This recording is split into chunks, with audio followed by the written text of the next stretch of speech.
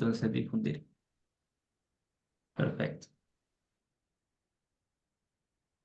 Bien, es el Salmo 5, adaptado al lenguaje actual, como poema de Ernesto Cardenal. Escucha mis palabras, oh Señor, oye mis gemidos, escucha mi protesta, porque no eres tú un Dios amigo de los dictadores, ni partidario de su política, ni te influencia la propaganda, ni estás en sociedad con el gángster. No existe sinceridad en sus discursos, ni en sus declaraciones de prensa. Hablan de paz en sus discursos mientras aumentan su producción de guerra. Hablan de paz en las conferencias de paz y en secreto se preparan para la guerra. Sus radios mentirosos rugen toda la noche. Sus escritorios están llenos de planes criminales y expedientes siniestros. Pero tú me salvarás de sus planes. Hablan con la boca de las ametralladoras. Sus lenguas relucientes son las bayonetas. Castígalos, oh Dios, malogra su política, confunde sus memorándums, impide sus programas. A la hora de la sirena de alarma, tú estarás conmigo, tú serás mi refugio el día de la bomba. Al que no cree en la mentira de sus anuncios comerciales, ni en sus campañas publicitarias, ni en sus campañas políticas, tú lo bendices, lo rodeas con tu amor como con tanques blindados. Muy bien. Muy lindo y muy actual. Son muy bonitos esos salmos, ¿eh? Me Y gustan muy mucho. actual. Sí, sí. Bien, tenemos como invitado a César Villalona,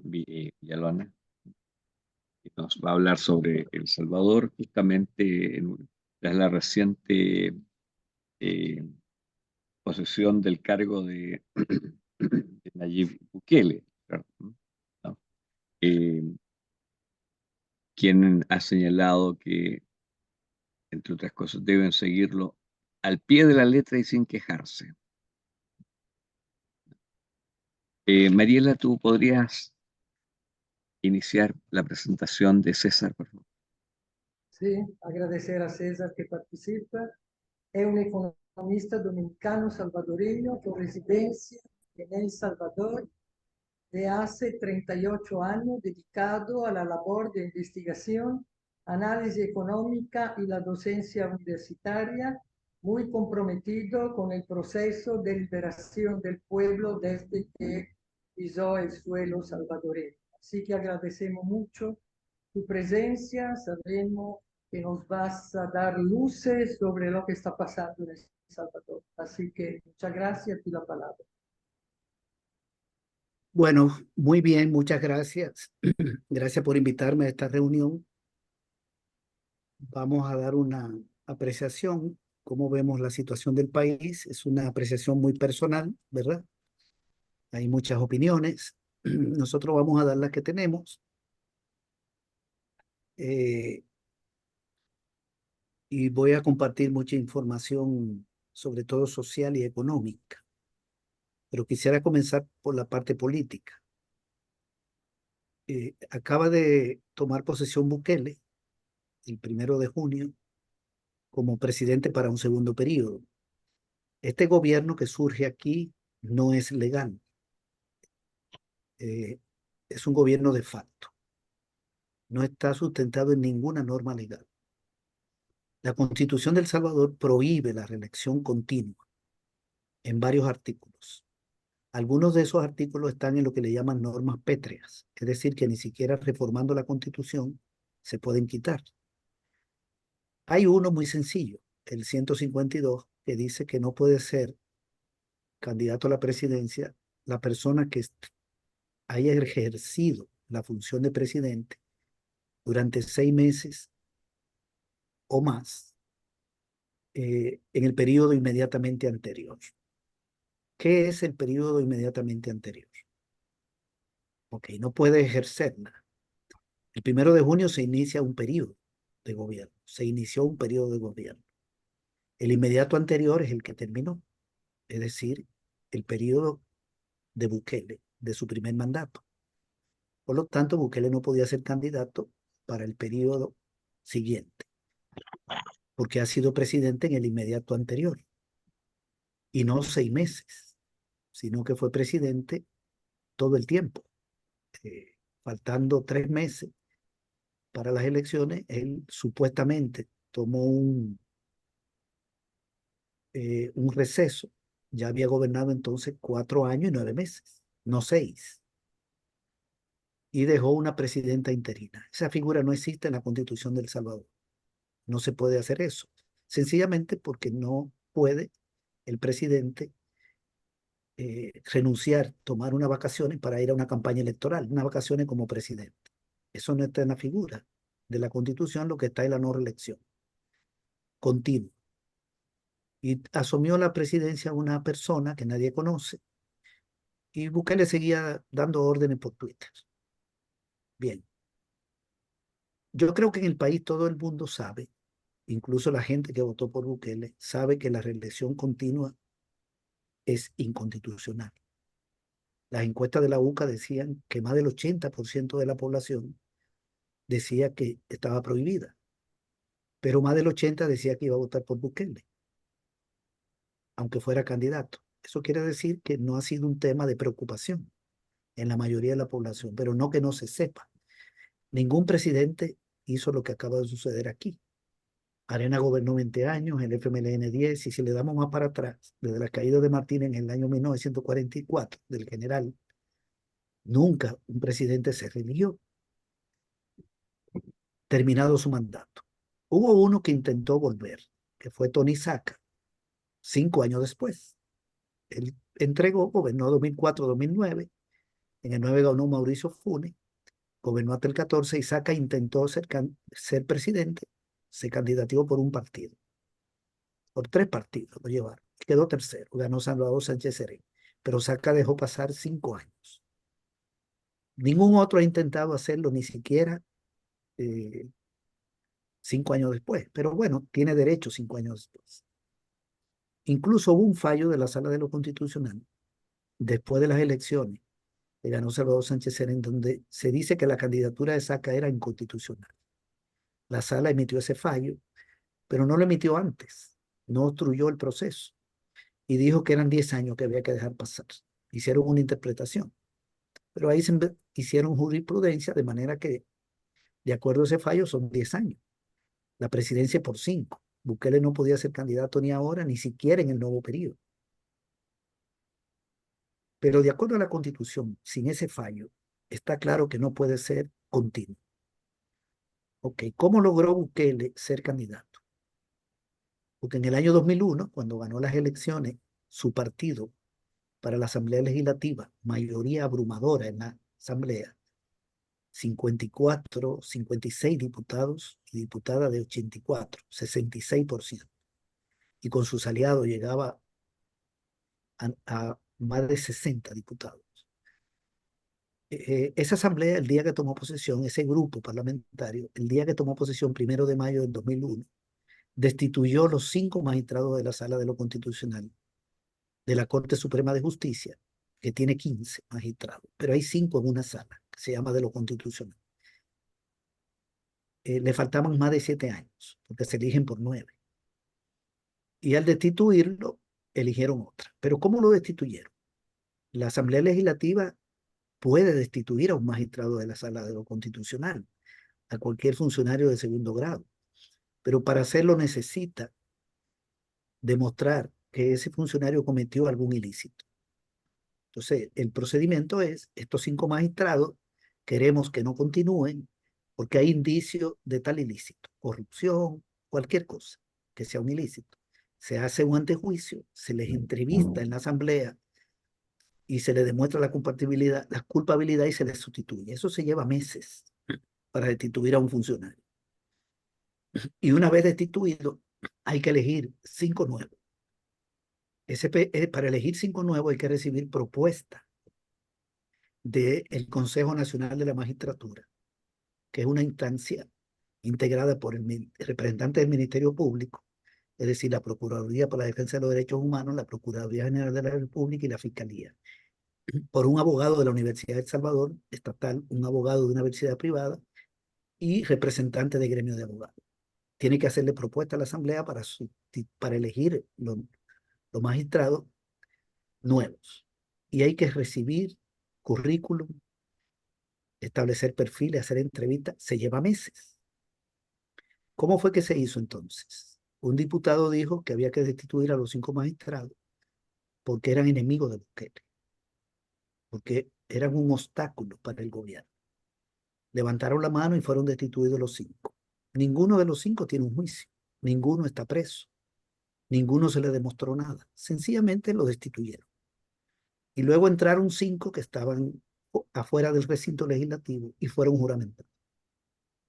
Y no fueron propuestos por el Consejo Nacional de la Judicatura, ni se hizo ningún proceso como el que señalaron. Todo eso está en la Constitución.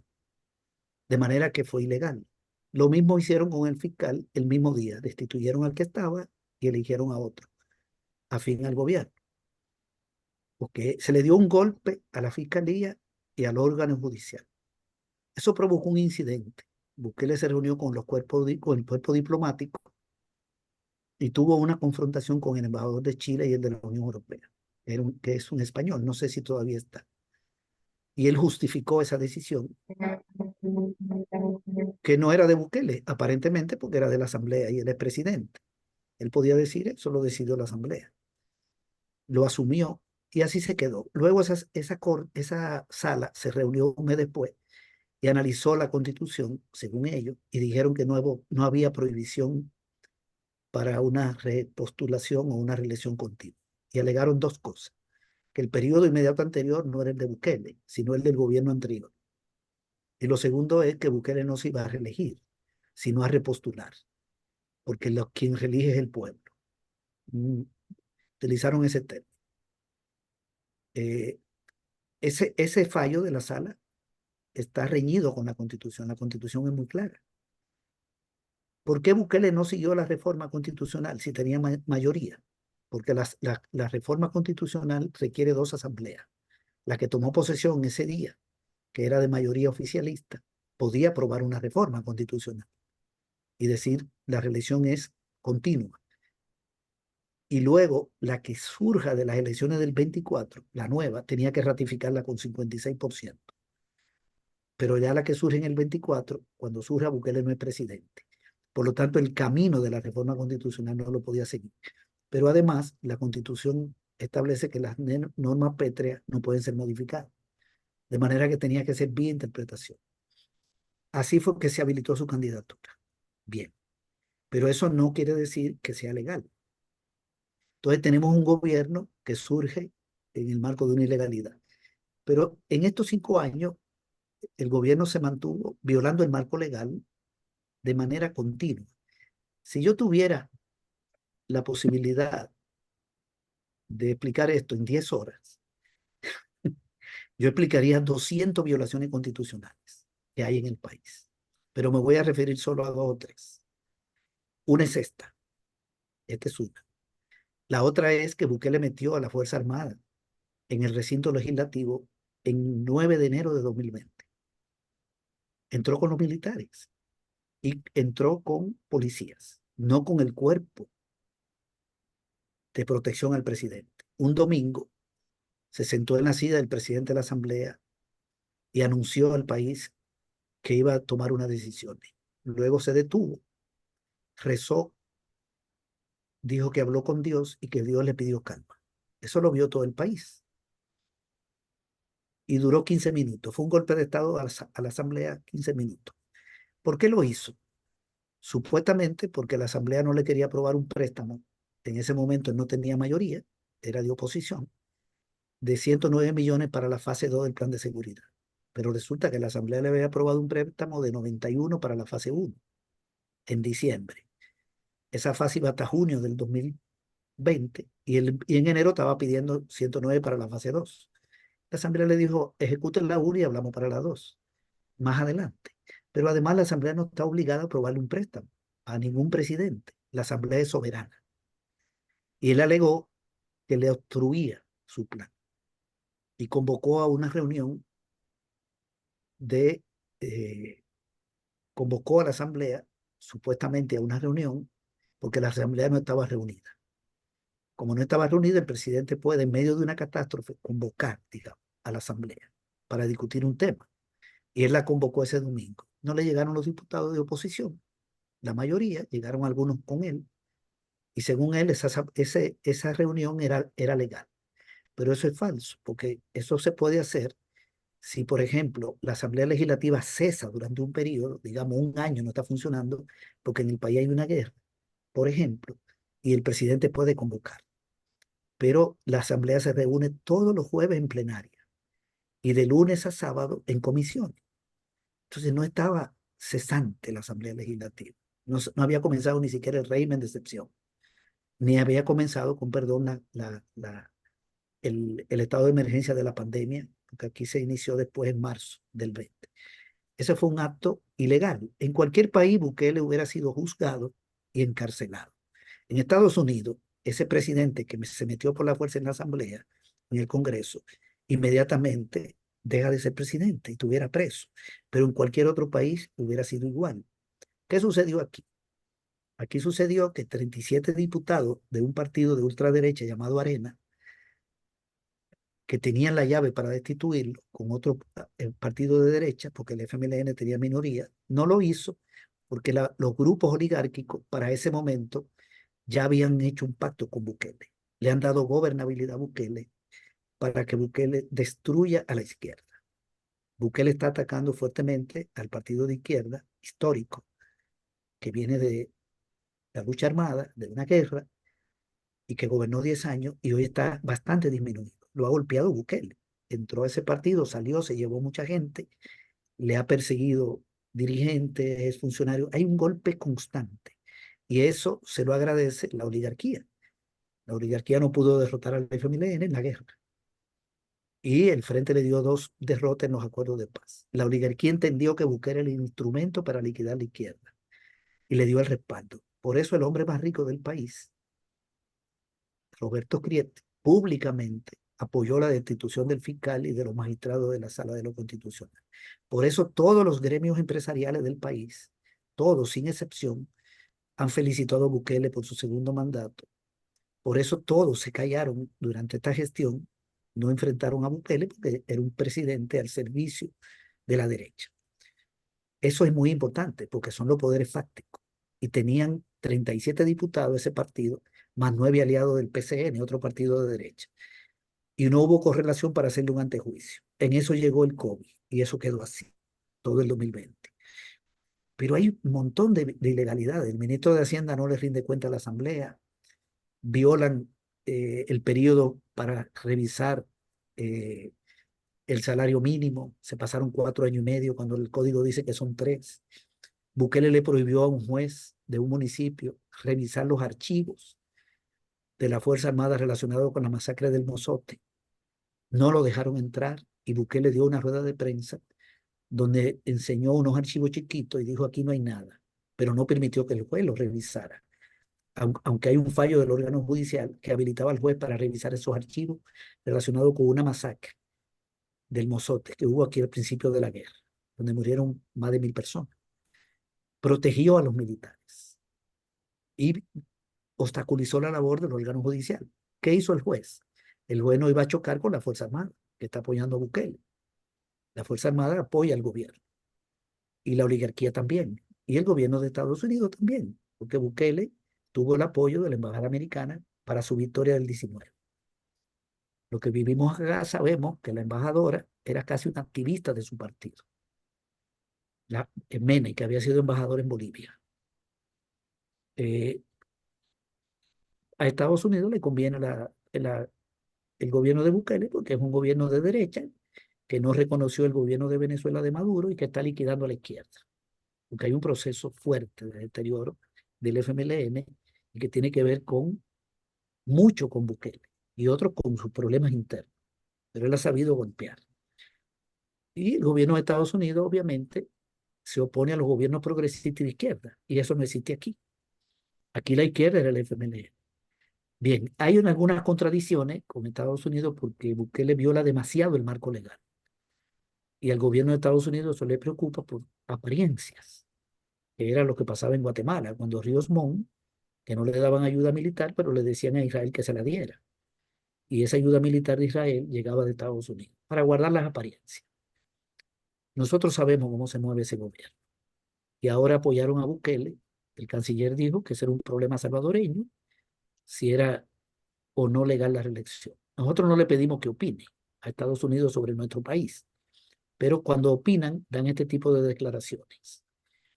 Entonces, todo ese poder le ha permitido gobernar sin mayor problema. Y al tener el control de la Asamblea, pasó a controlar la Fiscalía ilegalmente y la Sala de lo Constitucional. Luego hicieron otra violación, metieron una ley para reformar la ley de carrera, metieron una reforma a la ley de carrera del órgano judicial para que todos los jueces de más de 60 años cesaran en su cargo por ser muy mayores y elegir jueces nuevos. Pero la propuesta llegó de la presidencia, no del órgano judicial, de manera que la reforma es ilegal. Y destituyeron el 30% de los jueces y nombraron jueces al servicio del presidente, sin propuesta del Consejo Nacional de la Judicatura. Y así controló la Fiscalía, el órgano judicial, la Corte Suprema y la mayoría de los jueces de paz. Y también tiene mayoría en el Congreso. Con todo ese poder,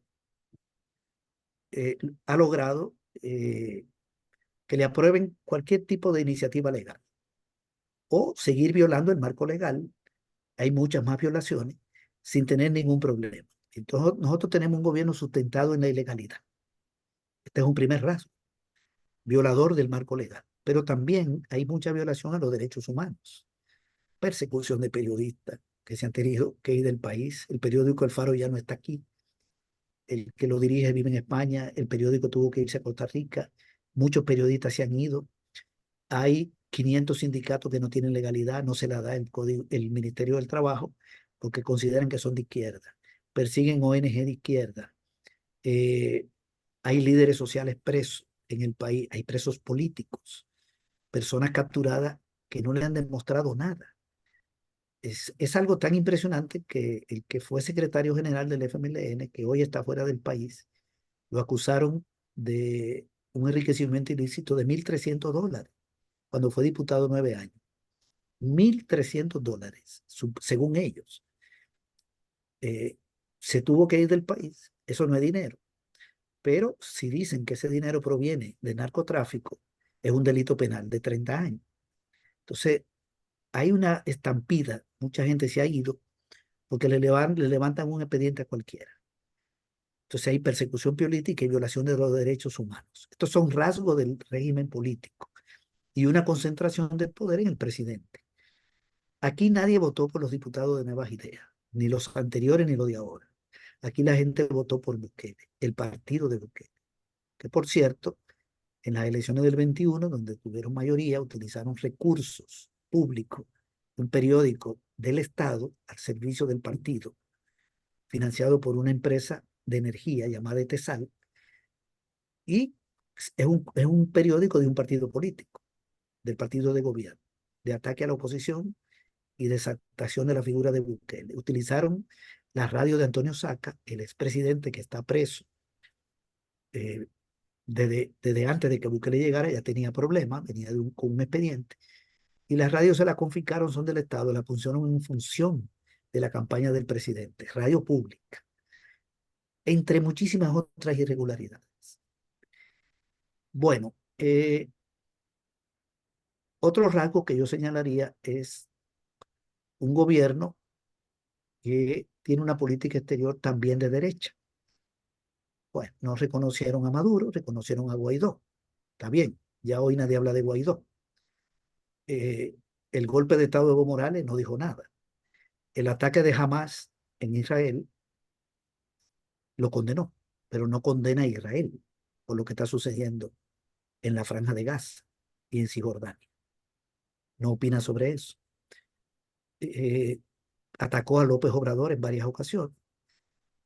Se ha enfrentado a Petro y su política exterior es de vínculo con los sectores más reaccionarios. Ahora vino Milei a la toma de posesión, no hay mucho que decir de Milei. Vino el presidente de Ecuador, que hizo una invasión a México, porque el ataque a la Embajada de México que hubo en Ecuador fue un ataque al territorio mexicano. Ese es un delito.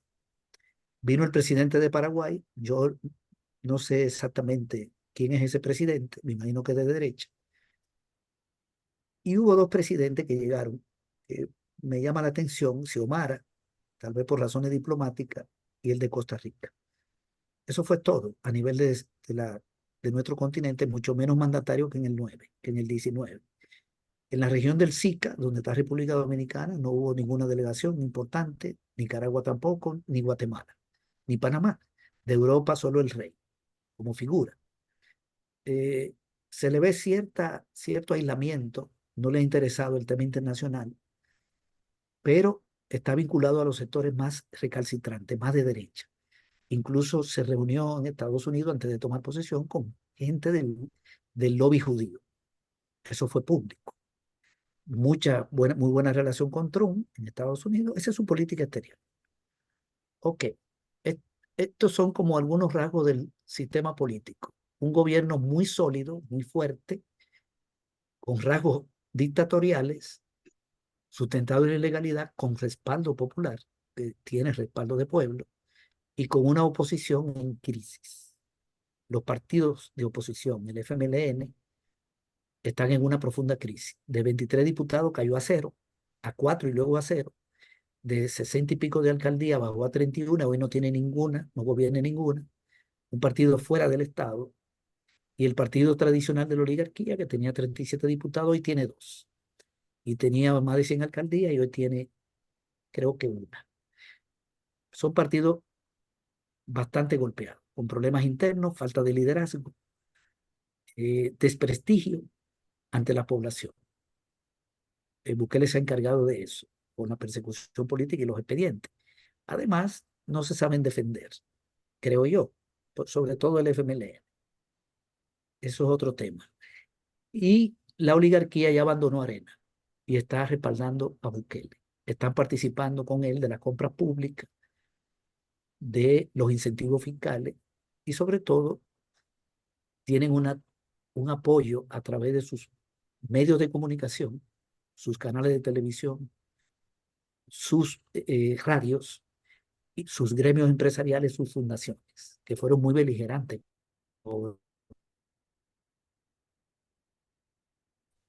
Hoy están con el régimen. Esto es lo que tenemos. Bukele no es oligarca. Bukele pertenece a una familia que tiene 12 grandes empresas. Nosotros la conocemos. Las familias oligárquicas son otra cosa, son muy millonarias, pero él está transitando hacia ese sector. Ya hay casos de presidentes, empresarios que transitaron hacia la oligarquía, como en el caso de Simán, y también, con perdón, de Cristiani, y también Simán, a través del acaparamiento de la compra pública, las privatizaciones, la corrupción, el asocio con el capital extranjero y los incentivos fiscales. Son 5 mecanismos.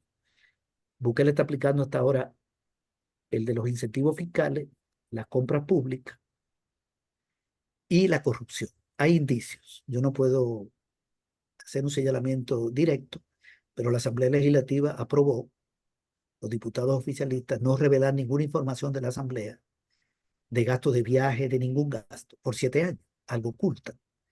La ley de contratación pública no está funcionando y están haciendo contrataciones directas. Y en el sector construcción las obras no pasan por licitaciones. De manera que hay muchos indicios. Aquí han llegado listas de Estados Unidos donde señalan como corrupto al presidente de la Asamblea, que estaba a la mano derecha de Bukele, al ministro de Agricultura, a una serie de gente. Y hay mucha información de medios alternativos. Pero sobre todo que Bukele controle el Instituto de Acceso a la Información Pública y las instituciones no dan la información que no le interesa. Y no nos podemos quejar, ni en el instituto, ni en la fiscalía. Aquí no hay donde quejarse ante cualquier problema. Entonces es un gobierno que tiene rasgos de corrupción y parece que hay una acumulación de recursos muy fuerte. El grupo Bukele y sus aliados están acumulando en el sector turístico en eh, algunos aspectos relacionados con la construcción, están metidos ahí, en el sector agropecuario por la vía de cultivos agroindustriales, en el sector importador, en la publicidad y parece que se está metiendo en algunos aspectos tecnológicos. Lo del Bitcoin llama la atención porque el Bitcoin no existe como moneda de curso legal, pero puede servir para lavar dinero proveniente de fuentes ilícitas. Eso es un indicio que tenemos. Lo cierto es que el país sigue dolarizado y seguirá dolarizado. Entonces, gobierno totalitario, sustentado en la ilegalidad, con muchos rasgos de corrupción, violador de derechos humanos, con política exterior de derecha, entre otras cosas, y oposición en crisis partidaria. Este es como el rasgo de la situación política, con un movimiento social en ascenso. Aquí la lucha contra el gobierno la está liberando el movimiento popular, que tiene varias expresiones. Se ve un liderazgo joven, nuevo, gente que está dando la cara. 2 días antes de la toma de posesión de Bukele, metieron preso a 7 dirigentes de un agrupamiento popular. Los acusaron de preparar explosivos para atacar al gobierno. Eso no se puede demostrar. Lo que han mostrado son cosas que uno no sabe si son reales. Y ahí llevaron preso a un ex miembro de la comisión política del FMLN, que acaba de ser operado del corazón hace como un mes. Que tiene problemas serios, que va a andar metido en eso. Además, una persona con formación política, que es asesor de ese grupo. Ahí el frente no da la cara frente a eso. Quien da la cara es el movimiento popular, que inmediatamente da la rueda de prensa en la tarde y desafía a Bukele y lo acusa de que si muere alguna de esas personas, él es responsable. Está ese elemento. Es el movimiento popular el que está confrontando con el régimen, pero no es fuerte. Está creciendo y hay articulaciones nuevas y liderazgo nuevo.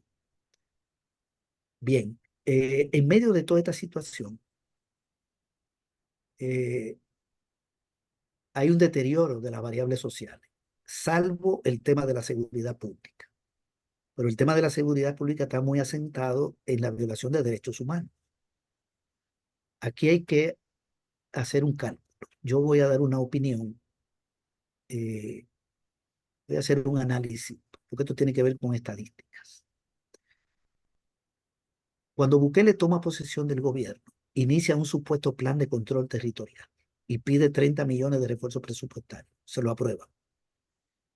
Pide un préstamo de 91 millones, se lo aprueban. Pide uno de 109, que le sirvió como excusa para meter los militares en la asamblea. Llega el COVID, pasa el 2020. Y Bukele en el 2021 está diciendo que hay logros en seguridad, que están controlando el territorio. La Fuerza Armada, la policía. Dice por primera vez un día sin muertos. Ya tiene logros, supuestamente, en el 21. Llega el 22. Y creo que en marzo, no recuerdo si fue febrero o marzo, hay un brote de violencia un fin de semana. Nosotros teníamos información, y es pública además, de que había un pacto con los grupos criminales. El fiscal anterior, el que fue destituido, que estaba investigando 17 casos de corrupción, también estaba investigando el pacto. Y la Embajada de Estados Unidos tiene información. Y había salido información en medios alternativos como el Faro, Factum, entre otros medios, que están atacados por Bukele. Pero lo sacaron. Audios, evidencia de reuniones del jefe de centros penales con líderes de la pandilla, incluso en hospitales. Y en las elecciones del 21, ya Bukele decía cuando llegaron que el tema de la seguridad, que el país era de lo más seguro, que los muertos diarios bajaron de 9 a 2 a 3. El frente lo encontró en 14, lo bajó a 9 y Bukele ya lo tenía en 2. Habían éxito, según él. Pero habían indicios de un acuerdo que consistía en que no capturaba cabecillas, no le metía preso a nadie, no extraditaba a los cabecillas de Estados Unidos, que lo estaba pidiendo, que habían cometido ilícito allá, y le daba empleo público, a cambio de que ellos bajaran los asesinatos y durante las elecciones del 21 no dejaran a la gente votar por la oposición donde ellos controlan territorio. Eso está documentado. Y Bukele arrasa en las elecciones del 21 no solo por eso, sino por otro problema de la oposición. Pero en el 22 viene este brote de violencia y la Asamblea aprueba el régimen de excepción, que suspende 3 garantías constitucionales me pueden violar la correspondencia, me pueden capturar. Si un vecino dice que yo pertenezco a un grupo criminal, cuando yo salga de aquí, yo estoy en mi casa, yo voy más tarde, voy a salir, me pueden capturar hoy mismo. Y yo no tengo derecho a un abogado ni a que me liberen 72 horas después si no hay indicios, si no hay pruebas. Todo eso queda suspendido. Y puedo estar preso un año sin que me vea mi familia. Es lo que se averigua. Eso es el régimen de excepción. Había una cuarta prohibición, o mejor dicho, había una cuarta garantía constitucional que se quitaba, que era que no podíamos reunirnos más de 5 personas. Eso no combinó, salvo que fuera para fines religiosos, deportivos, educativos. Pero eso se eliminó porque no tenía sentido. Inmediatamente miles de personas salieron a marchar aquí, porque aquí hay marcha, 1 de Mayo, etc. Pero hasta eso estaba. Y comienzan unas capturas. Nadie sabe quiénes cometieron los asesinatos. La fiscalía no ha dicho, ni la policía. Se lo atribuyeron a la pandilla. Pero resulta que aquí habían 37.000 personas presas antes del régimen de excepción y un hacinamiento de más de 300% en las cárceles. Esto es un dato importante. Donde cabía un preso, habían 4. Por lo tanto, ¿cómo es posible que a esos 37.000 le hayan sumado 80.000? Que es el dato que está dando Bukele en los twitters. 80.000. Tendríamos 117.000 presos. Eso es imposible. Los centros penales hubieran reventado. Y en este periodo se cerró una cárcel en Chalatenango y se construyó una donde dicen que hay 4.000 presos. Nada más. Por lo tanto, no creemos en esa cifra. Pero además, la Policía Nacional Civil dice que ha capturado 3.000 armas. Hay una contradicción entre el Twitter, que dice 80.000 presos, y 3.000 armas decomisadas. Porque eso quiere decir que 77.000 delincuentes no tenían armas. Y ellos le llaman delincuentes terroristas. Eso es imposible, que 77.000 de 80 estén desarmados. Han decomisado $3 millones. Son $36 por preso. Y 16.000 celulares. Quiere decir que 64.000 no tenían celulares. En un país donde hay casi 2 celulares por persona. Entonces tenemos un país con terroristas sin armas, sin dinero y sin celulares. Y que se dejan capturar pacíficamente. Porque lo único que ha ocurrido es el asesinato de un policía en Chalatenango. Todo ha sido sin resistencia. Nosotros creemos que eso no es real. Estamos haciendo un análisis. Yo no puedo probar nada, pero podemos analizar. Primero, no caben esos presos. Segundo, no hay correspondencia entre este decomiso y la cantidad de presos. Y tenemos información de abogados, amigos, que tienen datos de la fiscalía y que nos dicen que los presos no llegan a 5.000, los delincuentes, y que hay 15.000 que son inocentes. Ese dato coincide con el que da Bukele. Bukele dice que hay 15.000 presos inocentes y que ya liberaron 7. Bueno, faltan 8. Entonces, ¿qué ha sucedido aquí? Se habla de que la delincuencia rompió el pacto. Eso dice la UCA cuando vinieron los asesinatos. Eso dicen opositores. Para mí, no se rompió el pacto, sino que se reforzó el pacto. La pandilla ha puesto una cuota de presos. Se bajaron líneas. La pandilla funcionan como un grupo armado con más disciplina que un partido político, de los más ortodoxos. Y algunos investigadores han demostrado que ellos bajaron línea para que no hubiera resistencia. Pusieron una cuota de presos. Pero Bukele no le extradita a los cabecillas, dejó salir algunos, le ha dejado los recursos y tenemos información de que hay miles trabajando en el gobierno. Aquí despidieron 21.000 empleados públicos, contrataron 21, los repusieron, y 29.000 más, son 50. Parece que en el Estado hay muchos familiares de delincuentes y delincuentes trabajando y en las alcaldías. Yo estoy utilizando este lenguaje de que parece, de que hay indicios, porque tenemos que tener cuidado con los juicios, con las opiniones. Yo no soy abogado, pero me han aconsejado siempre utilizar la palabra indicio para evitar cualquier problema, porque yo no puedo probar nada ante la fiscalía. Estas conversaciones que estamos teniendo, cuando terminemos ya lo va a tener la fiscalía, esto que estamos hablando aquí. Yo no tengo problema con eso. Aquí todo está intervenido, pero yo no tengo problema. Esto que yo estoy diciendo se lo dije a Telesur directamente, en un programa en vivo, varias veces. Yo creo que esa es la realidad que tenemos. Ahora, ¿es una solución estructural? No. Si eso es así, no es estructural. Pero la gente agradece la reducción de los asesinatos, porque los asesinatos se han reducido y se han reducido las extorsiones. O sea, una persona que ve el Twitter y le están diciendo que están presos 80.000 y que sabe que en su colonia hay menos crímenes, no tiene más que agradecerle a Bukele. Es una política inteligente desde el punto de vista del respaldo al gobierno. Incluso yo conozco personas que tienen pequeñas empresas que me dicen que si hay un pacto, eso no importa, que lo concreto es que ya no pagan extorsión. De manera que hay un éxito en el tema de la seguridad pública. El pueblo lo reconoce en el país. Otra cosa es si eso es sostenible. Bien, y ahí hay una violación enorme de derechos humanos, de miles de personas presas.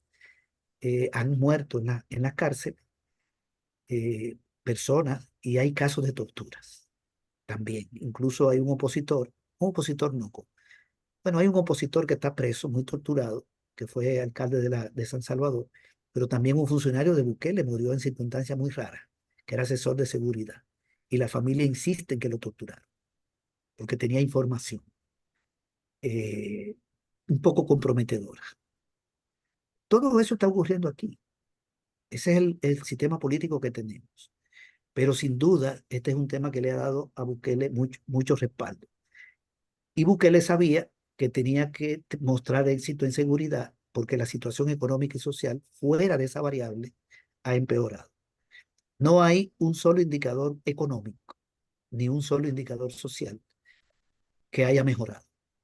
Y voy a pasar a explicar lo social y lo económico con menos tiempo para no tratar de no extenderme de acuerdo al tiempo que ustedes me pidieron. El indicador más importante social del país es la pobreza. Si la pobreza en un país sube, eso quiere decir que ha empeorado todo. La alimentación, la salud, la educación, porque es un concepto integral. Aquí se mide la pobreza a partir de la capacidad que tiene una familia o una persona de cubrir el costo de la vida con sus ingresos.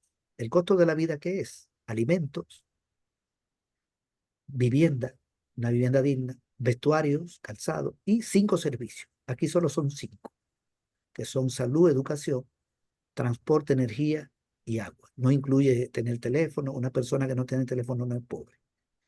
Pero estos 5 servicios. Bien, esa canasta completa se ha encarecido 30% en el área urbana y alrededor de 25% en el área rural durante el gobierno de Bukele hasta abril de este año. Todavía falta mayo. Y el salario mínimo subió en un 20%. Y fuera del mínimo, que para una fracción, no se lo ha subido a más nadie. En el sector público sigue el mínimo en $300. Por lo tanto, si el costo de la vida sube y los ingresos no mejoran, la variable de ingreso más grande es el salario. Aunque aquí hay muchas remesas que han crecido, pero el salario no compensa ni el crecimiento de la remesa, que está minorando el crecimiento. Sigue creciendo, pero menos. Si el costo de la vida sube, entonces los hogares pobres aumentan. ¿Qué nos dice el gobierno? Voy a dar un dato del gobierno de Bukele. En el año 2020, la encuesta de hogares de propósito múltiple, Bukele presidente, desde junio del 19, dice que el 22.8% de los hogares eran pobres. Ok. La encuesta de hogares de 2023, que ya está, no está publicada, pero hay datos, la base de datos ya está en la Oficina de Estadísticas y Censos, que es una dependencia del Banco Central, dice que son pobres el 27.2% de los hogares. Pasó de 22.8 a 27.2. Podría decirse que no es mucho el aumento, es 4.6 porcentuales, pero son casi 130.000 personas que han caído en la pobreza. Y la que más ha crecido es la pobreza extrema, la carencia de alimentos, no la relativa, porque la relativa es una persona que puede garantizar la comida, pero le falta cubrir algunos servicios, no vive en una vivienda digna. Ese es relativo. Y el extremo o absoluto es el que está con hambre. La que ha crecido es la extrema, de los 4,64 puntos porcentuales. Y no es mayor porque 500,000 de personas se han ido del país. Y cuando se van esas personas, la mayoría, o no la mayoría, corrijo el concepto, el término, pero una buena parte es pobre y desaparece de las estadísticas. Y también manda remesa a sus familiares al irse. Yo le quiero dar un dato de la emigración, de una investigación que acaba de hacer la Asociación de Derechos Humanos de Tutela Legal. Es una investigación. En los 5 años devolvieron de la frontera sur de Estados Unidos 50,000 personas, pero intentaron entrar 372,000 y devolvieron 50,000. Entraron entonces 322,000. Y de México, que es un dato que nos sorprende, intentaron entrar 105,000 salvadoreños y devolvieron 32,000. Por lo tanto, entraron más de 70. Cuando sumamos, nos da casi 400,000 que entraron a México y a Estados Unidos. Pero hay una emigración también a otros países. A Canadá hay más emigración que a México. Y hay emigración a Europa. La encuesta de hogares dice que hoy vivimos en El Salvador 374,000 personas menos que en el 19. Cuando vemos los datos de cuánto éramos en el 19 y cuántos somos hoy, 374,000 menos. Exactamente ese dato. Entonces, por eso la pobreza no es mayor, pero ha aumentado la pobreza.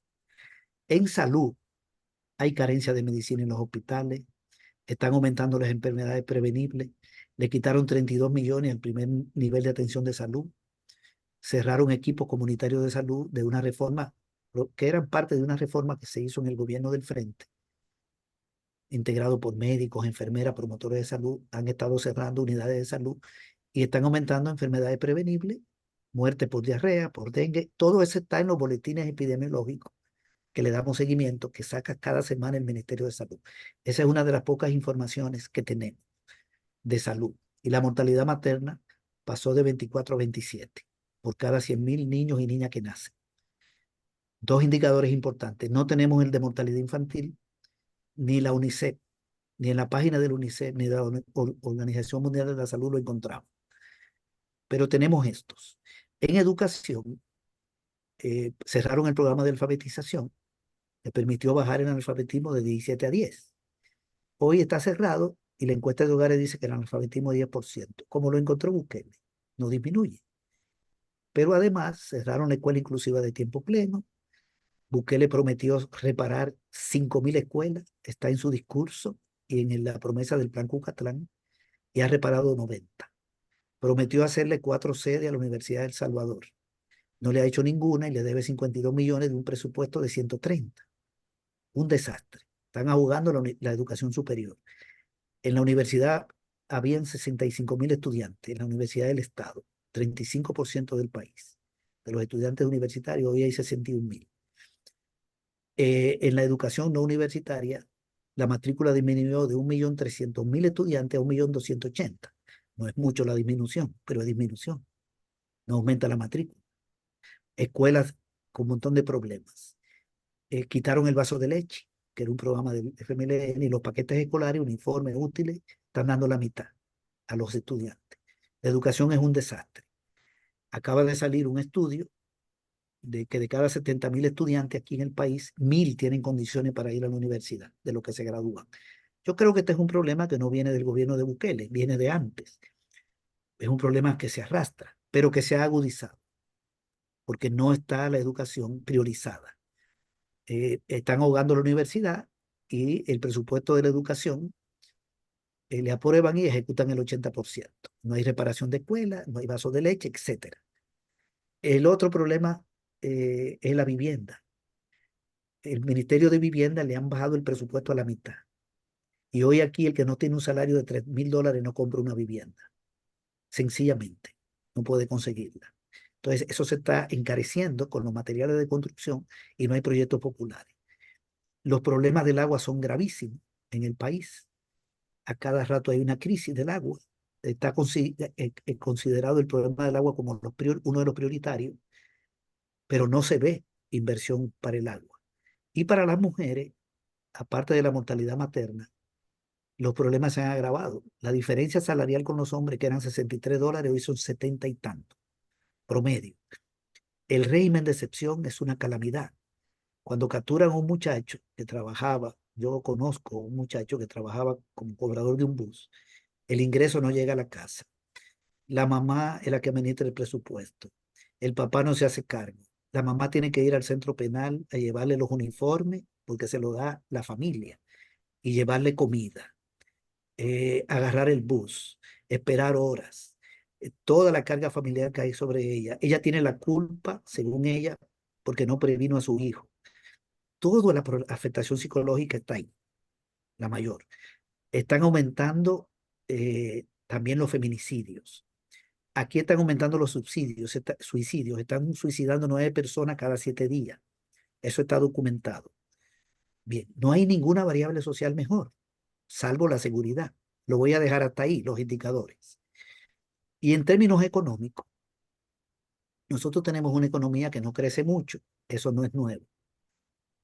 Pero hoy, esta economía con bajo crecimiento de la producción de bienes y servicios, que tiene que ver con trabas monetarias, porque la dolarización impide crear moneda, crear circulante, no hay política de demanda. En El Salvador el dinero que circula se duplica en 18 años, en Costa Rica en 10, en Nicaragua en 10. Entonces, no es atractivo para la inversión, porque tenemos una economía amarrada solo con política fiscal. No podemos crear moneda. Esa es una amarra monetaria. En un contexto de alta inflación, porque los precios han subido mucho, la inflación también, ya di datos del costo de la vida, por incremento de costos, no de circulante. En medio de esa situación, somos el último país de Centroamérica en inversión extranjera. Cuando llegó Bukele, la inversión fue de 880 millones, hoy anda por los 700 extranjera. Nicaragua recibe 1.400, Honduras un poquito menos, pero más de 1.000, Costa Rica 3.500, Guatemala 1.800, etcétera. Para no hablar de Panamá. No fluye la inversión, pero no va a fluir además porque aquí no hay Estado de Derecho, no hay seguridad. El presidente pone al fiscal, el presidente pone un juez, las reglas de juego no son claras. Y el tema de la persecución política, los empresarios saben que cualquier momento puede pasar cualquier cosa. Ahora surge un presidente de facto que lo sustenta. El exceso de poder político no garantiza estabilidad política. Ya hemos visto otros casos de exceso enorme de poder y eso se desmorona. Sobre todo si no le cumple al pueblo, que es el problema que viene, las expectativas económicas. Y tenemos otros elementos que no tenía la economía. Hoy tenemos una deuda inmanejable. La deuda pública eran 19.800 millones de dólares y hoy se acerca a los 31.000 en apenas 4 años y unos meses, porque no está el dato completo todavía del periodo de Bukele. 88% del PIB, era 63%. El país no es sujeto de crédito. De acuerdo a ese indicador, el país no debería recibir crédito. Le siguen ayudando el Banco Centroamericano, el Banco, la Corporación Andina de Fomento y el BID. Y colocó bonos, papeles legales por 1.000 millones para pagar deuda, no para invertir. A 12% y pagadero en 5 años. Eso es terrible. En 5 años tiene que pagar por esos 1.600 millones. Están asfixiados, buscando dinero de donde sea. Tienen un déficit presupuestario y tratan de cubrirlo con deuda. Pero la deuda que está creciendo no es la externa. Bueno, ha crecido, pero ha crecido otra, que es más peligrosa, que es la interna, con los fondos de pensiones. Las AFP, administradoras de fondos de pensiones, son empresas privadas que administran los fondos de la gente y prestan el dinero, cobran una comisión, le están prestando al gobierno.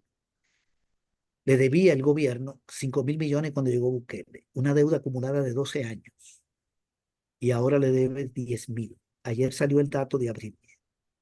Se ha duplicado la deuda en apenas 4 años y pico. Los fondos de pensiones se están agotando.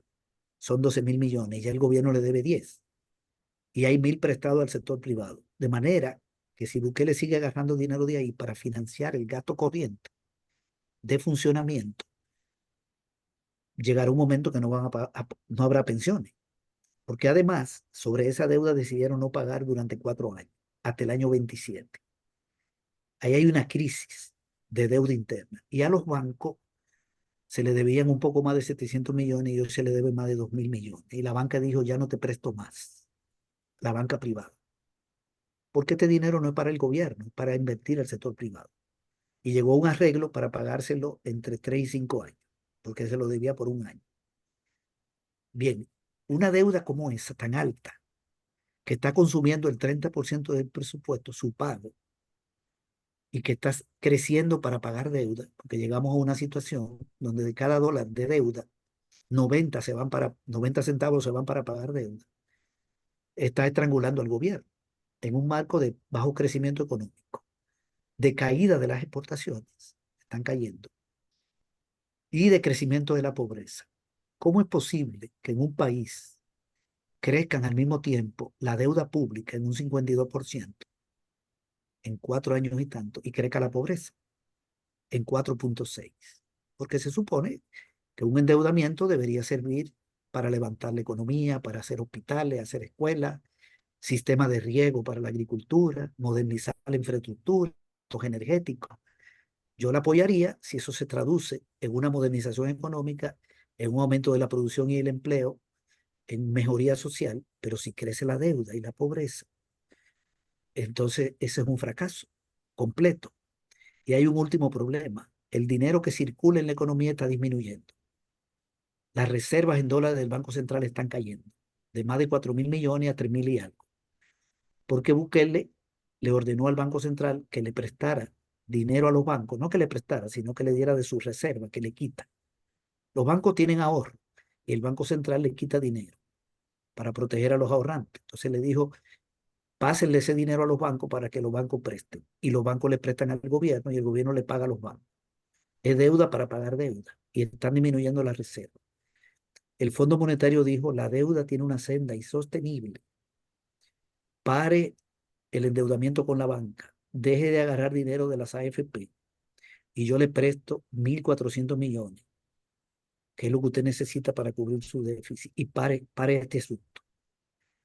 Pero aplique un programa. Tiene que subirle el impuesto al valor agregado, al consumo 3 puntos, quitar el subsidio al gas y paralizar las compras públicas y la contratación en el Estado.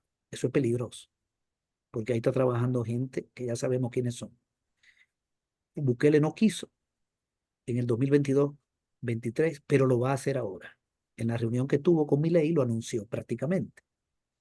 Le pidió a Milei, di qué ajuste tú estás haciendo allá. Él dijo 18% del PIB. Y él va a decir ahora, nosotros vamos a hacer un ajuste fiscal de 3% del PIB. ¿Qué quiere decir eso? Aumentar ingresos y reducir gastos en una cantidad que equivale al 3% del PIB. Y va a decir que en Argentina es 18, un país desarrollado, con más desarrollo que El Salvador, etc. En su discurso dijo 4 cosas que hay que ponerle atención a este asunto. El discurso tiene 4 páginas, pero solo hay 4 ideas. La primera es logro en seguridad. Lo, lo dijo, lo reiteró. Puso ejemplos de una persona que va al médico, visita 7 médicos. Logro en seguridad, logro en seguridad. Segundo, no le hagan caso a la oposición, porque la oposición no hizo nada por la seguridad. La oposición le engañó. La oposición le engañó. Bien, son 2 ideas. Oposición disminuida, pero rabiosa. Tercera idea, el país sigue teniendo problemas. Somos el más seguro ya del hemisferio occidental, pero hay problemas. Esta es la tercera idea. Y el problema es económico. Yo lo voy a resolver. Y voy a aplicar una medicina amarga. Utilizo ese término, que lo había utilizado en el primer discurso del 19. Y la cuarta idea es, acepten esa medicina, defiéndanla, mi medida, porque yo estoy en contacto con Dios y Dios es el que me está dictando. tengan confianza. Entonces son 4 ideas las que están. Un discurso bien estructurado, que apela a lo ideológico. Entonces viene una cirugía fiscal, las finanzas públicas están en bancarrota, la deuda es insostenible, y viene un programa de ajuste al estilo Fondo Monetario, recorte de gastos y aumento de impuestos, de tasas, al consumo, no a los ricos, porque Bukele no va a chocar con la oligarquía, y él pertenece a un clan empresarial. Ahí va a venir un descontento, creo yo, del pueblo, pero el pueblo tiene 4 caminos, incluyendo los sectores medios. Va a venir un desgaste en los próximos años. Un camino es irse del país si se desencanta con este gobierno, el que pueda irse. La gente se va. El otro camino es hacerse más apática. De hecho, aquí en las elecciones no votó el 52%. Ellos hicieron una trampa metiendo votos para aparecer que votó el 52 y que no votó el 48, pero no votó el 52. De manera que la popularidad hay que ponerla en entredicho. 52 de cada 100 no quieren saber de nadie. Bukele ganó de ese 48 con un 40. No es poco, pero hay que tomar en cuenta que hay un 52 que no está con nadie. Una parte de esa población se va a aumentar. O mejor dicho, una parte de la población descontenta creo que va a entrar en esa apatía. Otra parte se hará de oposición, no sé cuánto, y otras seguirán con Bukele, porque hay mecanismos. Bukele tiene 2 mensajes: para los que se quieren hacer opositores, uno, y medidas, y para los que se quieren hacer de contento tiene otro. Para los opositores está el régimen de excepción, la violencia del Estado, el miedo. Aquí pueden capturar a cualquier persona, en cualquier momento, a cualquiera, y lo siguen prorrogando. El régimen de excepción, pese a que ya aquí no hay, el problema está resuelto, según el discurso del gobierno. Ya no es de excepción, es una política permanente. Es el miedo, la represión, es un mecanismo de contención social. Y para los que pudieran quitarle el apoyo, está el elemento ideológico religioso. Bukele se presenta en la toma de posesión con una vestimenta parecida a la del zar y como un enviado de Dios, y apela a la religión y le pide al pueblo que acepte sus medidas. Es decir, sigan conmigo, aunque las condiciones de vida empeoren. Tiene la fuerza y tiene la ideología. Son los 2 mecanismos. No sé si eso le va a funcionar, pero hay algo que le ayuda, que es la crisis de la oposición política partidaria. Este es el problema central que hay en el país para quienes no estamos con el gobierno. Yo no estoy con el gobierno. No hay alternativa partidaria por el momento. Hay una lucha del movimiento popular que yo creo que se va a fortalecer, pero eso es insuficiente. Bien, este es el escenario que yo veo en el país. Eh, no sé si hablé más de lo debido, pero quería transmitir esta información y les agradezco muchísimo. Muchas gracias. Muy interesante, muy ilustrativo. Eh, a mí personalmente lo que más me llama la atención, porque es lo que más aparece en torno a El Salvador y Bukele, es el método de Bukele, que permite a la policía de detener a cualquier persona sin orden de captura y mantenerla en prisión sin ser presentado a los tribunales. Eso sigue funcionando, me imagino, porque tiene el apoyo de gran parte de la población, porque habría disminuido la criminalidad.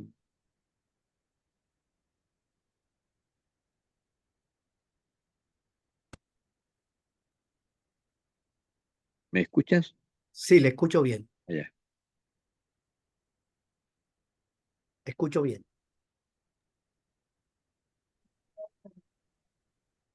¿Es César, eso? Sí, sí, Sol. tengo como una pregunta. Bueno, por un lado, gracias por darnos como toda la ilustración del panorama que hay en El Salvador.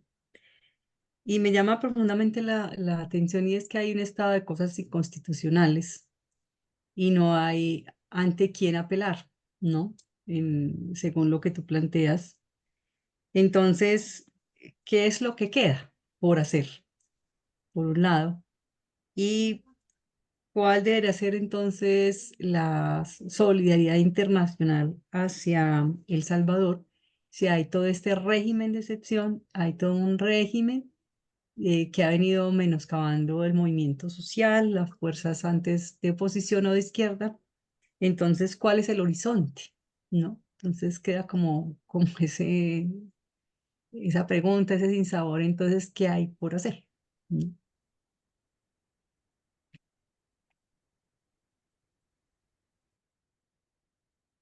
No sé cómo procedemos, si doy mi opinión de inmediato o si hay alguna ronda de inquietudes. Ustedes me dicen. Como te resulte mejor en realidad. Muy bien, entonces, nada, sobre la captura y la población. Si hay 15.000 personas presas ilegalmente, injustamente, sin cometer delitos, son, digamos, 15.000 hogares afectados. Puede ser menos, porque puede haber de un hogar 2 o 3 personas, pero el país tiene 2 millones de hogares. Entonces la mayoría de la gente no está afectada. Y la mayoría de la gente, eh, creo yo, aunque pueda criticar esas injusticias, ve bien el régimen de excepción y la captura. Y tiene la información que le da el gobierno de las miles de personas capturadas, porque la cifra es clave aquí. Conectar una cifra con una reducción de homicidio y de extorsión. Un vecino mío puede decir, bueno, qué mal que haya gente presa. Yo vivo aquí en un sector medio, pero bueno, lo cierto es que ha bajado la delincuencia, esos son excesos. La policía tiene su deficiencia, los órganos judiciales, el mismo Bukele se lo dijo a un medio inglés. Le digo, aquí no tenemos una, hasta en Inglaterra debe haber presos injustamente capturados, gente presa inocente. No somos perfectos. Entonces, eso creo que no le hace efecto, no le hace daño esas capturas. En términos de la opinión de las mayorías del país. No quiero decir que la gente sea insensible ante eso, pero ponen en una balanza las cosas. También hay mucho malestar y hay un movimiento de víctimas del régimen de excepción que tiene fuerza, está creciendo. Eh, pero bueno, son 2 millones de hogares lo que tenemos. Eso continúa, es arbitrario, ha bajado un poco, porque yo no sé hasta dónde, hasta qué cifra van a decir que van a llegar. A veces hay operativos. Por ejemplo, un día antes de la toma de posesión o 2 días antes hicieron un operativo en un municipio para hacer creer que sigue habiendo brotes y justificando una política. Y hay sectores por ahí que todavía están intentando. Yo creo que el régimen de excepción tiene más lógica para ellos, o sea, tiene más, el interés mayor es ser un mecanismo de contención y de medio social, de miedo de la población, sobre todo ante la situación que viene, porque las condiciones no van a mejorar. Eh, no hay ante quién quejarse, no hay, porque la fiscalía está controlada.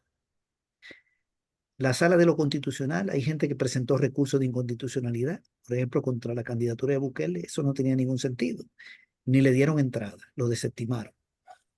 El que va a la sala de lo constitucional a presentar un recurso, lo puede hacer por razones políticas, pero ahí no va a haber nada. Todos son funcionarios al servicio del presidente. ¿Dónde más me puedo quejar? El Instituto de Acceso a la Información Pública, si una institución no me da los datos, pues está controlado por el gobierno. Lo controlaron quitando una comisionada que representaba al sector laboral, poniendo otra y quitando a los periodistas y poniendo a una representante del sector periodística de una plancha, de una elección de 2 planchas, cuando el reglamento dice que son 3. Hasta ahí hay una ilegalidad, es parte de las ilegalidades. ¿Qué otra instancia me puedo quejar? La Procuraduría para la Defensa de los Derechos Humanos, la procuradora la puso el gobierno, los diputados de Bukele. No hace nada, no opina de nada, aquí no hay ninguna violación de derechos humanos. La Fiscalía General de la República, pues eso está controlado por Bukele. O sea, en fin, podemos hacer acciones De hecho, se meten recursos, pero se sabe que eso no va a caminar, sobre todo si eso no está acompañado de una presión social. Ahora, ¿qué queda aquí? Yo hablaba para mí hay una contradicción que va a estallar. Cuando digo estallar no quiere decir violencia, sino que eso va a salir a flote. Una contradicción entre lo que el pueblo espera del gobierno y lo que el gobierno hará por el pueblo, que no es nada. Primero, porque el gobierno no tiene una naturaleza pro pueblo, sino que es un clan empresarial acumulando para su sector y con apoyo oligárquico, vinculado a oligarquía. Por su naturaleza, este gobierno no está en función del campesinado, al contrario, aquí están destruyendo el agro, ha bajado toda la producción de maíz, frijol y arroz, y ha aumentado la inmigración y las importaciones. No está en función del millón de personas que trabajan en micronegocios, de los 800.000 que venden en la calle, de las 115.000 empleadas públicas, de los 800.000 empleados privados, de los 400.000 pensionados. No está en función de eso, está en función de un grupo. Y lo otro es que la economía, por su naturaleza, no la puede manejar, porque el gobierno puede resolver su problema si le pone impuestos a los ricos, consigue dinero, frena el endeudamiento y desarrolla programas sociales. Pero yo no me imagino este gobierno haciendo eso. Tendría un conflicto con la oligarquía, pero además no está en su naturaleza. No es un gobierno progresista ni de izquierda. Por lo tanto, el pueblo va a decir en los próximos años una franja, incluyendo sectores medios que también están afectados, va a decir que este gobierno ya le dio 2 chances a Bukele, pero no le resuelve el problema. ¿Cuál es el problema de un ciudadano o una ciudadana? No es la balanza de pago, no es la finanza pública, no es el medio circulante, no es la deuda, es el empleo, si tiene o no tiene. Que le mejoren el ingreso si tiene empleo y que le frenen los precios. Pues, de acuerdo a cómo está la economía, donde no se ve que vaya a haber un despegue económico, donde hay una problemática fiscal que va a llevar a un ajuste, esto no va a ocurrir. No ha ocurrido. Y la situación está peor que en el 19. Entonces, la economía de hoy no es la del 19. Las variables malas han crecido, déficit fiscal, deuda, y las variables buenas han disminuido. ¿Cuál sería, digamos, una variable buena? El crecimiento de la inversión extranjera, podría ser, pues ha disminuido. Ha crecido la migración, la pobreza. Está difícil. Entonces, hay un problema que se va a generar en este segundo gobierno. Y no tanto porque sea inconstitucional, porque la mayoría de la gente no discute sobre estos temas jurídicos. No, la gente no te maneja que es una sala de lo constitucional, la mayoría del pueblo. ¿Cuál es el papel de un fiscal? Ese es un tema como nebuloso. Es el problema de las condiciones materiales de vida, el que va a golpear a Bukele y prometió resolverlo 15 días antes de las elecciones y lo prometió ahora en el discurso. Y la gente lo espera. La gente le dijo, te voy a elegir de nuevo porque no creo en esa oposición, ya tú me demostraste que eran corruptos, hay presos ahí fuera del país, te dejaron un país en ruina, llegó el COVID, mucho hiciste, que diste alimentos, hay una crisis mundial, yo te entiendo, y tú has resuelto 2 cosas, limpiar la casa, perseguir a los corruptos y resolver la seguridad, pero ahora me vas a resolver el problema económico. Bien, entonces, como eso no viene, ¿qué viene? Creo que viene un descontento que se va a canalizar de 4 maneras, yo señalaba. Ahora, ¿cuál es la opción que tenemos? Fortalecer el movimiento popular es una, y yo creo que esto se está haciendo. Aquí no teníamos al Movir, ya lo tenemos. Hay un movimiento que ha surgido de defensa de la legalidad de las tierras, etc. No teníamos un agrupamiento como el Bloque de Resistencia y Rebeldía Popular, que está aglutinando a muchas organizaciones y está dando la cara, con sus debilidades, pero es algo nuevo, y que están proyectando un liderazgo joven y de cierta calidad. Tenemos otras expresiones del movimiento popular. Eso hay que fortalecerlo. Ahí se necesita más organización popular y más recursos económicos, más formación y más liderazgo, porque se necesitan recursos económicos, las organizaciones. Aquí para mover una gente del campo a la ciudad que marche, eso no es fácil, se necesitan recursos. Solo para mencionar un ejemplo, pero sobre todo liderazgo y organización, más que el dinero. y crear un proyecto político de oposición. Será el FMLN que se va a transformar en un proyecto político. Yo digo esto porque no basta el movimiento popular. Aquí va a haber elecciones, aquí no va a haber guerra, aquí no va a haber lucha armada, aquí va a haber elecciones, la vía electoral. Entonces hay que crear un instrumento de lucha electoral, progresista, de izquierda. Yo estoy hablando como persona de izquierda. Bien, se creará. Yo veo al frente con crisis orgánica, crisis de liderazgo, metido en un problema interno y con otros problemas más graves. ¿Será la opción? No lo quiero descartar, pero lo veo difícil y tiene un desprestigio en la sociedad. Está complicado. Surgirá un nuevo proyecto. Yo no estoy viendo aquí liderazgo para un proyecto político. Estoy viendo liderazgo en el movimiento popular. No lo quiero descartar. Eso es un esfuerzo difícil. Entonces, lo que ayuda a Bukele es la crisis de la oposición política.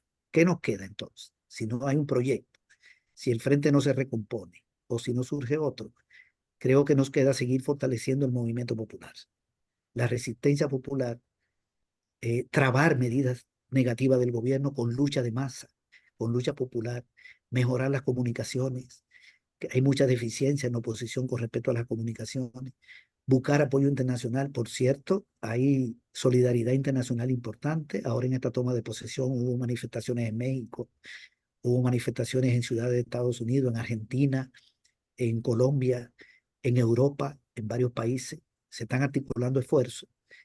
Y hubo gente aquí que dio la cara, no mucha, pero hubo manifestaciones, no los partidos. Entonces necesitamos que la solidaridad internacional apoye más, creo yo, a las organizaciones populares. Hay muchas formas de apoyar.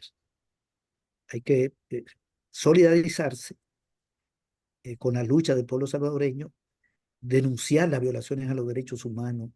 Miren, hay un comunicado que sacó la COPAL, que integra más de 150 países de América Latina, donde le pidió a los gobiernos no reconocer a Bukele. En la COPAL, que son partidos de América Latina, está Morena de México, está el PRI de México y está el PRM de México. Están partidos de Colombia, está la UNG de Guatemala, está el Frente Sandinista, está el partido de Xiomara. Sin embargo, Xiomara vino a la toma de posesión. Partido de Panamá, partido de gobierno en República Dominicana y de oposición. En Sudamérica está el PT de Brasil. Está el que dirige, el que está gobernando en Bolivia. Está el Frente Amplio de Uruguay y partidos de oposición que son de derecha liberal. Importantísimo ese comunicado. También denunció el Foro de Sao Paulo, denunció la reelección ilegal.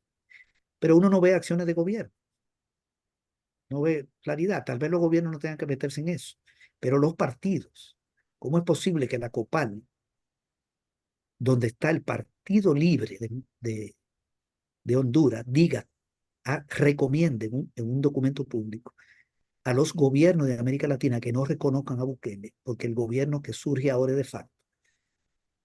Pero bueno, la presidenta del país, de ese partido, llega al país. Está bien, entendemos las relaciones diplomáticas, pero el partido puede hacer algo como partido, si es consecuente con lo que dijo la COPAL. Yo no quiero decir violencia. No, aquí no se trata de eso. Eso no está planteado. La violencia es la que ejerce el Estado. Aquí el violento es Bukele y su clan gobernante. Sino respaldo solidario, con documentos, con eventos. Hay que ingeniársela, pero la solidaridad tiene mucho que aportar aquí, mucho que aportar. Debería haber más esfuerzo en ese sentido. Ahora se va a reunir el Foro de Sao Paulo en Honduras, justamente el Foro de Sao Paulo, ahora en junio. De aquí va a ir el FMLN, va a ir el Bloque de Resistencia y Rebeldía Popular, y ahí se van a pronunciar contra Bukele. Pero vivimos en un contexto de contradicciones, porque los anfitriones vinieron a la toma de posesión. Entonces tenemos una serie de incoherencias a alto nivel, ¿verdad? A alto nivel. Que deberían ser discutidas. Yo no quiero hacerle crítica al gobierno de Honduras, porque tendrá sus razones. Además, hay una realidad también para los gobiernos. El FMLN reconoció la victoria de Bukele. El mismo día de las elecciones en la noche y pidió que se repitieran las elecciones legislativas. Entonces, si el Frente está reconociendo que Bukele ganó y le está reconociendo legalidad y legitimidad, yo me imagino que entonces el gobierno de Honduras dice, bueno, pero ¿qué vamos a hacer? Si el propio partido opositor de izquierda, amigo nuestro, lo está reconociendo, porque no está cuestionada la elección presidencial, no dijeron nada sobre la reelección, prácticamente la aceptaron, le dieron, participaron, entonces hay que entender también a los gobiernos. Por eso yo en eso soy un poco comedido. No vamos a entrar aquí en una crítica al gobierno de Honduras por venir a la toma de posesión, pero bueno, están los partidos que algo podrían hacer y las organizaciones sociales. La solidaridad puede hacer mucho.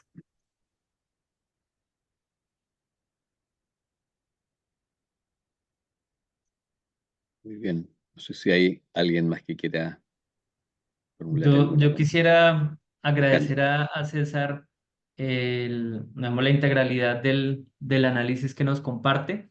Creo que la preocupación a partir de todo esto y como ciudadano colombiano también está el hecho de que este modelo Bukele, en el sentido de las alianzas con las empresas, con la oligarquía, con los medios de comunicación en la construcción de una narrativa donde el enemigo común justifica aparentemente tomar cualquier cantidad de medidas para solucionarlo, pero que en el fondo hay, eh, digamos, la reacomodación del Estado y el uso indebido para facilitar modelos de acumulación de unos particulares.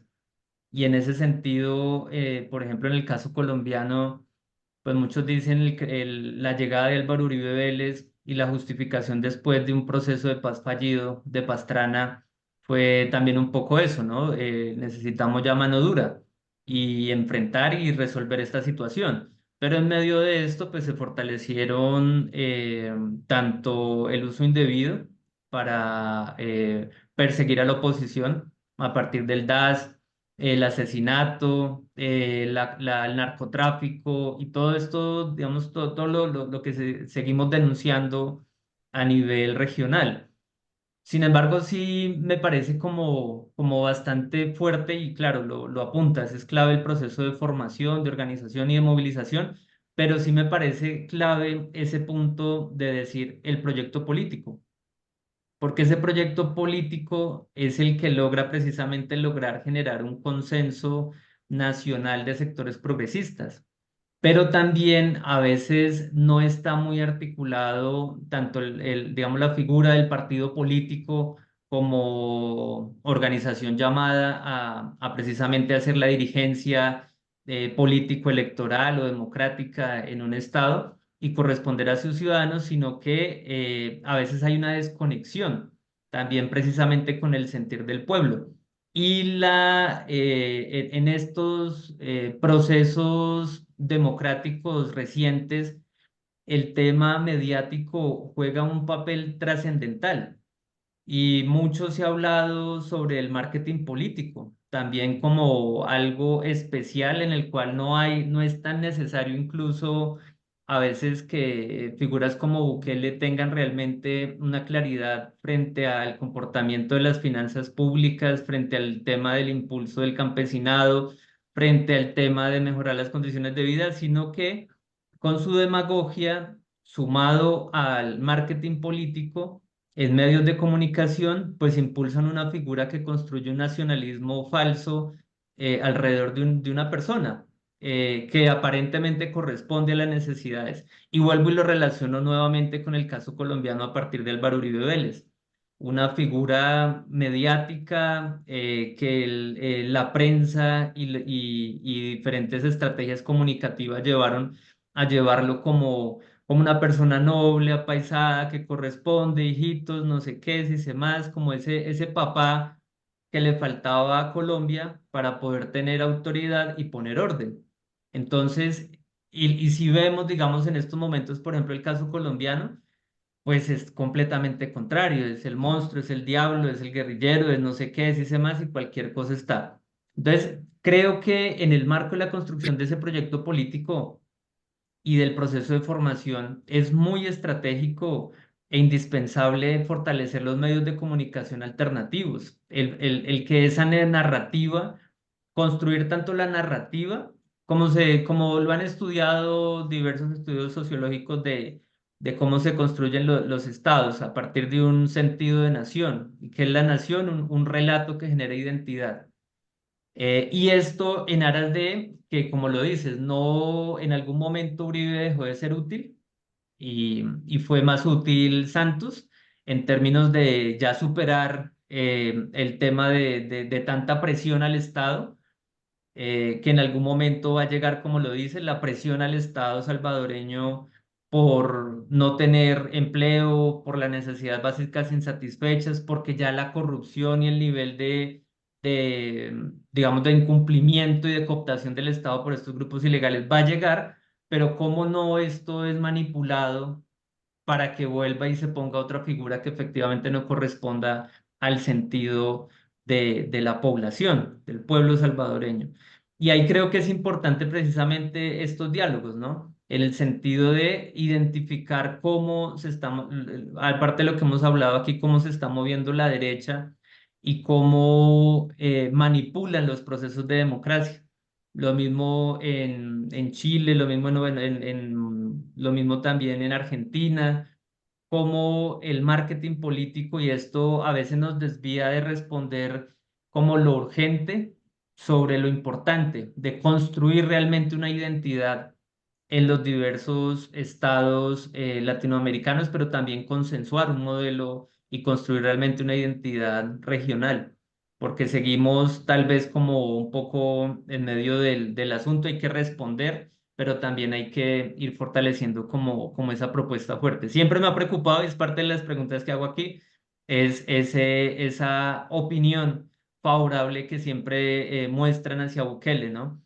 Y lo mismo nos pasaba acá, uno dice, pero, y todavía el poder que tiene una persona como Álvaro Uribe, porque esa narrativa oficial y privada ha logrado permear las conciencias de las personas, ¿no? Gracias, era ese comentario.